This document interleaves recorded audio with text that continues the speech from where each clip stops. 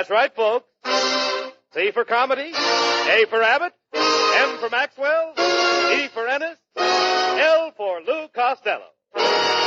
Yes, they spell Camel. Experience is the best teacher. Try a Camel. Let your own experience tell you why more people are smoking Camels than ever before. And draw up a chair for tonight's Camel Show, starring Bud Abbott and Lou Costello.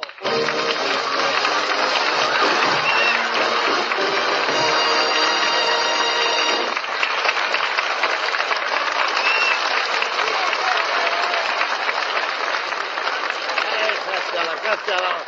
Come over here. Isn't it wonderful to be back in California, Lou? Abbott, it's nice to be back in California. Yes. Boy, did I have fun coming in on a plane. I told jokes, and all the passengers rolled on the floor. Were your jokes that funny? No, I loosened all their safety belts. Hey, what about that beautiful blonde? On top of each other, huh? What about that beautiful blonde? You know, the one you met in New York. Are you going to write to her? It's no use, Abbott. I couldn't get to first base with her. Why not? Her husband was on second. Oh, you idiot. You idiot. I don't know what woman would see in you anyway. Oh, I guess I'm just irresistible. Well, even tonight, coming down here on the bus, the lady conductor punched out, "I love you," on my transfer. Oh. Costello, you'll never be happy. Like my wife, Betty, and I. Oh, yes. Did you see her tonight? Oh, Betty. Oh, didn't she look beautiful, Lou? Yeah, she was wearing her new makeup. Yeah. Dutch Cleanser number 4. Never mind that. Did my brother Norman meet you at the airport? Yes, and right away he dragged me into a joint to celebrate. Abbott, Norman had 1 bottle of beer and passed out cold. My brother Norman passed out from drinking 1 bottle of beer. He didn't drink it. I hit him over the head with it. You idiot. You know he parts his hair in the middle now? Yes, all right, wait a minute, just a minute. Didn't I see you and your brother Pat down at San Pedro this morning? What were you doing there? Well, Pat was trying to buy one of them new Navy surplus boats. He'd have got one, too, if he hadn't have been a veteran. Well, what do you and your brother Pat want with a boat? You know nothing about boats. Oh, is that so, Abbott? I joined the Navy when I was 4 years old. How did you do that? I lied about my age. Who did you sail with? Who did I sail with? Yes. I was on a ship with Captain Epson. I never heard of Captain Epson. He's an old salt.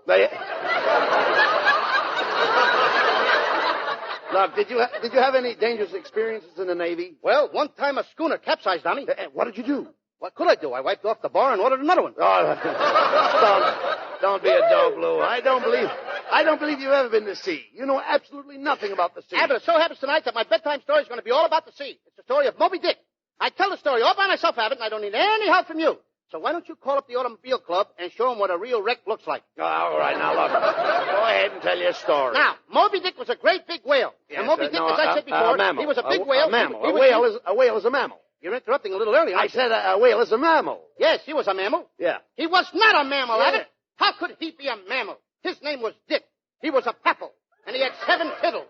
Now shut up and let me tell the story. All right, go ahead. You get me a little burnt up already. Take it easy. Don't get excited now. I'm not getting excited. All right, you look it. Oh, do I? Now, Moby Dick was a great big whale, and he lived in the ocean. He loved to swim.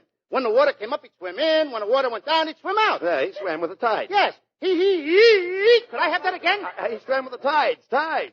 Oh, he didn't wear any tides. He was so big, he couldn't get a pair of tides to fit him, Abbott. Yes, Abbott. Don't get me mixed up in the story now. I'm getting a little mad. Go ahead. Now I gotta be nice again. All right, go ahead. Now, nobody could catch Moby Dick. When do we laugh at this thing? They're laughing before they're supposed to. All right. They'll laugh now, All right, take it easy. Now, when anybody come after Moby Dick, he'd squirt water at them through his nose. Not nose, spout. Spout. Yes, he spout. Yeah. Spout time, you keep your big mouth shut. Now, Abbott, let me finish the story. Well, go ahead, I'm waiting for the finish. Now, one day, Moby Dick was swimming along, and he passed a shark that was choking up his queue. What kind of shark? Now, who said that? I did. That's in case you asked. I'm not interested. This was a pool shark. Now, get out of here before I back your head in the side pocket. Nah, take it easy. Now, Moby Dick was hungry. He was very hungry for a big whale, so he grabbed a great big clam. Abalone? Huh? What'd you say? Abalone. Abbott, this is no baloney. This is a true story. No, you said anything about baloney. Who said it? Who did? You did.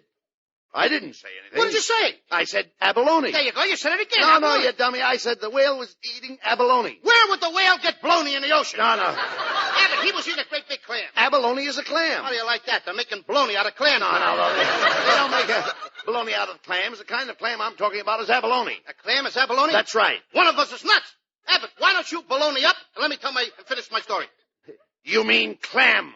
Didn't you just tell me that clam is abalone? That's right. Well, if you don't shut your clam, I'll hit you over the head with a baloney. All right, now, don't get excited. Take it easy. Now, Moby Dick was a friendly whale. He liked to play with the fish, especially the itty-bitty little fishy. Guppies? Sure, he... What was that? Guppies. Haven't you ever heard of guppies? Oh, I listen to Guppies all the time. Guppy's Tavern. Now, Moby Dick was swimming along. One day he saw a swordfish fighting with a mackerel. The swordfish stabbed the mackerel, then he stabbed him again, and he stabbed him again, and he stabbed him again. Poor little mackerel. And he stabbed him again. Poor little mackerel must have been full of holes. Yeah, he was a holy mackerel. Hold on.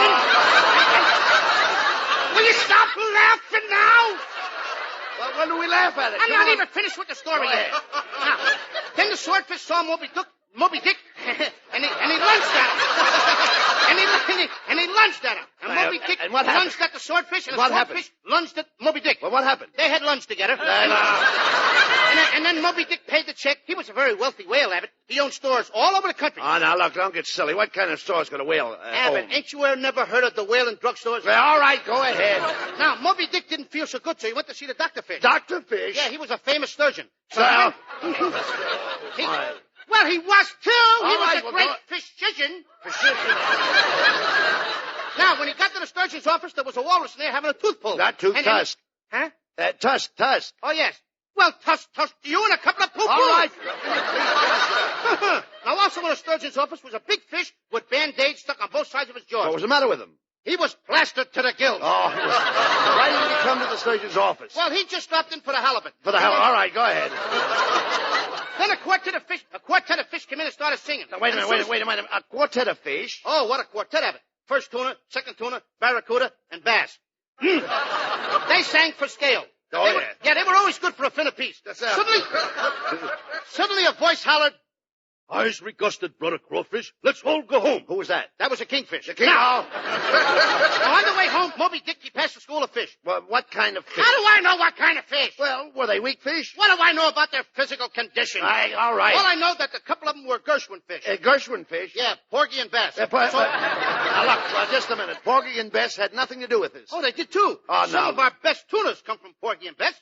I got plenty of nothing. Oh, stop, Costello. This is ridiculous. What happened to Moby Dick? Now we're getting near the end. That's it. Come on. Very sad ending, Abbott. All right, let's hear it. One day he swam away and nobody ever saw the big whale again. He swam away. Abbott, you're supposed to say Costello. I'll tell you where he went. And I say to you, keep out of this. Okay, listen, now. Go ahead. I'll tell you that. Okay. I naturally would ask I you started the story and I'm going to finish it. Whales are just like elephants, Abbott. They have a graveyard where they go to die. No matter where a whale lives, he goes to the whale's graveyard to die. Whales swim thousands of miles from the Pacific Ocean to the Atlantic Ocean, from the Atlantic Ocean to the Pacific Ocean, against currents, over reefs, through storms, hurricanes, typhoons, and monsoons. They swim and they swim until they get to the whale graveyard. And when they get there, Abbott, they die. They die? Yeah, it's the trip that kills them.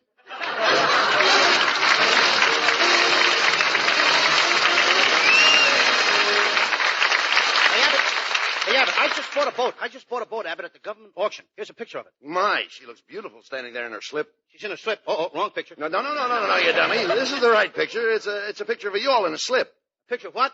Yawl in a slip. Abbott, yawl is crazy. I never had a picture taken in a slip. No. A yawl is a boat, an old tub. You did it. Now, that did it, Abbott. You all can't insult me. Just for that, I'm going to hold off and give you... What? The dirtiest look you ever had. Now, listen, you idiot. If you're going to sail this boat, you'll have to get a license. Now, run across the street to City Hall, and you'll find that the boat license is in room 310. That's it. Okay, room 310. Yeah. We'll invite the whole gang out on a fishing party, Abbott. I think it. I'll make it formal. No fish admitted without tails. Wait right here, Abbott. I'll go over to room 310 and get the license. Go See you ahead. later. Oh, that dummy, I hope he gets a license without balling things up. Wait a minute. 310? That's the Marriage License Bureau. Costello! Uh-oh. Oh, it's too late. He's gone.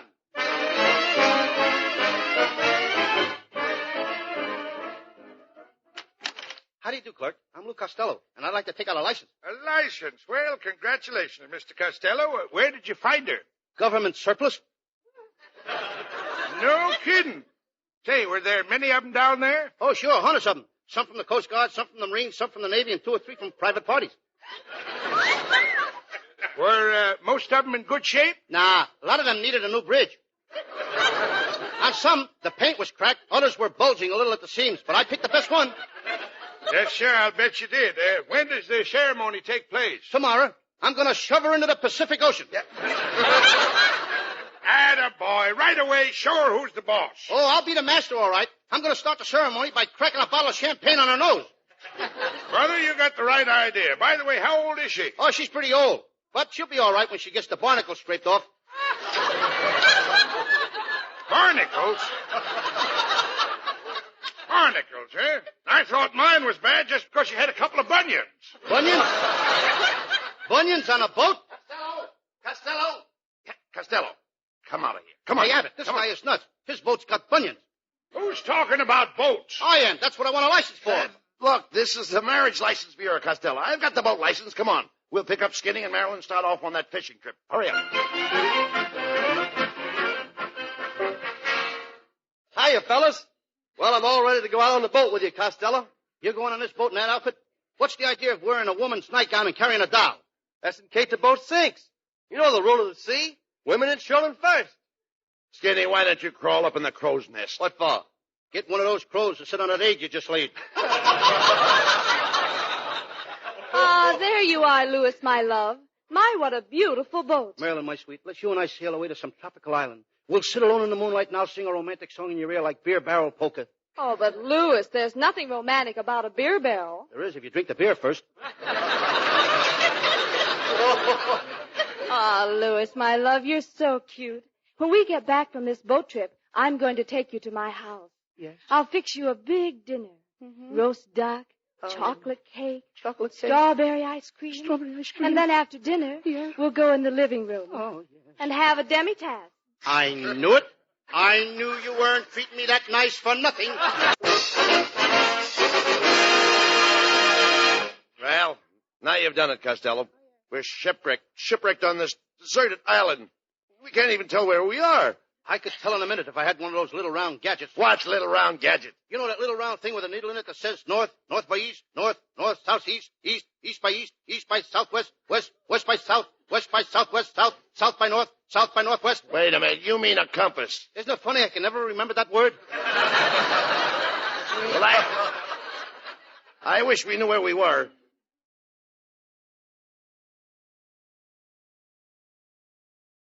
Hey, Abbott, we're in the land of the Incas. How do you know?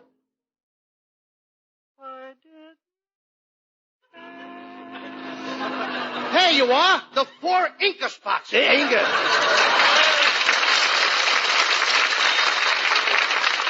Oh, Louis, honey, we've got to get off this island. I just saw 4 big Incas. Yeah, they're 4 of the biggest Incas I ever saw. But don't worry, Marilyn, darling. You're talking to a great sailor, a great fisherman. I'll get us off this island. Sailing, sailing over the bounding sea, you'll always find Costello, for a fisherman is he. Lou Costello, the famous fisherman. I was hitting the puss with a salmon while the salmon was in the can. Sailing, sailing over the bounding sea, you'll always find Costello, for a fisherman is he. He went sailing before he became a blimp. My father used me for bait 'cause I was a little shrimp. Costello, I didn't know you were so fond of the sea. I'm a regular Isaac Walton. It's in my blood. My red corpuscles go in and out with the tide. The Costellos were all great sailors, Abbott, all the way back to 1492. America was discovered by Christopher Costello. There never was a sailor who was neater. He sailed the ocean in his 3 famous boats. The Pinta, the Nina, and the Santa Anita. They're running at Hollywood Park. Bazooka is going to the front. Bingo is second. Clinker is third. Coming into the stretch, it's Rosebud in front. Bonnie B by 4 lengths. Firefly is third by 8. And the winner is Girdle. They let him out in the stretch. Ah, Louis, my little stout trout. What thrilling adventures you must have had on the ocean. Yes, I had mal de mer, too. Mal de mer? Yup, that's French for you can't take it with you. Oh, Louis, you're so smart and wonderful. Dear Louis, to me, you're a hero in bell-bottom slacks. When I'm on the sea, I'm the pride of the waves and the wax. When you're at my side, I could sail in a sea full of squall. Let's go for a ride. Yes, yes.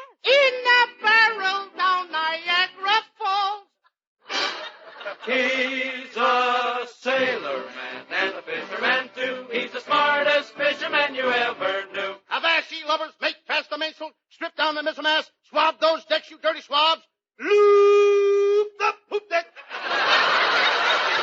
Hey, Costello. Wait a minute. Do you mean to tell me that you really understand all of those nautical terms? Did I say something nautical? I'm sorry. No. I mean, do you understand navigation? Yeah, but I'm a real navigator. When I was a baby, I played with boats just like a sailor. And then as a Boy Scout, I learned to tie knots just like a sailor. Then last night, I whistled at a girl just like a sailor. How did you make out? Shake hands with a landlubber.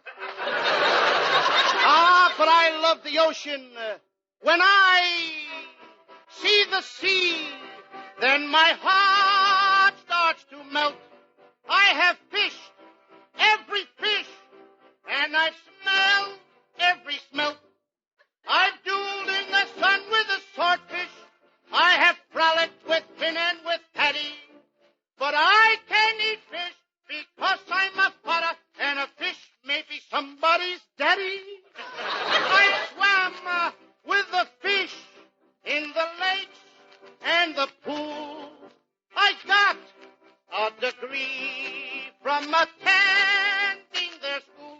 I once kissed a mermaid just for a laugh. And now that same mermaid is my better half.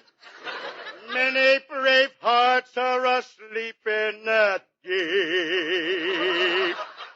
So beware,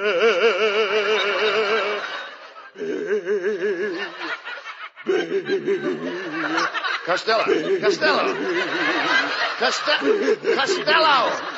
How's it feel to be away down there? I'm feeling mighty low.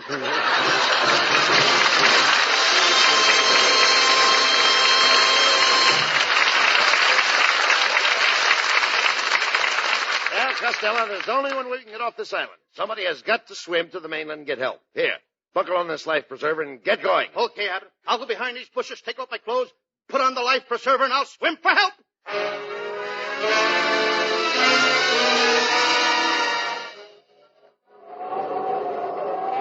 Oh, this is terrible, Mr. Abbott. We're slowly starving to death. Yeah, Costello's been gone for 4 days and 4 nights. Poor Costello. I'm glad I gave him that life preserver. I can see him battling those waves, struggling through that surf, I will. Oh, my goodness, my mind's off it. But for 4 days and 4 nights, I wonder what's taking him so long.